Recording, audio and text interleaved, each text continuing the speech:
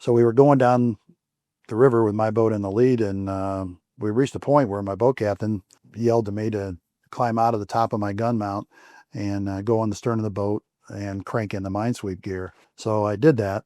And as I started cranking in the minesweep gear, a rocket came out from, I don't know, 30, 40 yards away and hit the water right at my feet, right at the water line of our boat. It was the opening salvo of firefight that hit the whole line.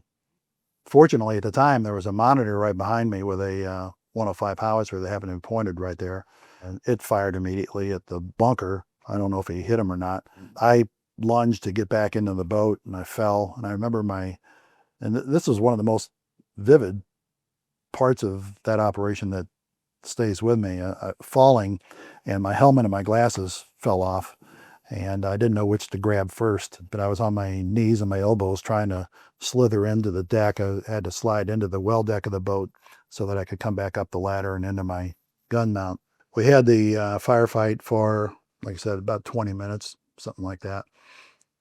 It all died down and we felt that it was over with. And my boat captain said, okay, SATER, go out and bring in the minesweep gear.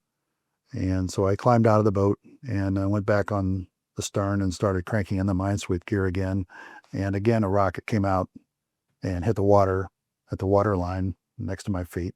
And I got back in the boat as fast as I could. We had the firefight for 20, 25 minutes. And then when it was over, my boat captain said, okay, SATER, go out and bring in the minesweep gear. And at that point, I was just fried. And I just screamed at God. I looked up through the gun mount and I told God, if you're going to kill me, just kill me. I just kept screaming at him. And then I climbed out and brought in the minesweep gear and nothing happened.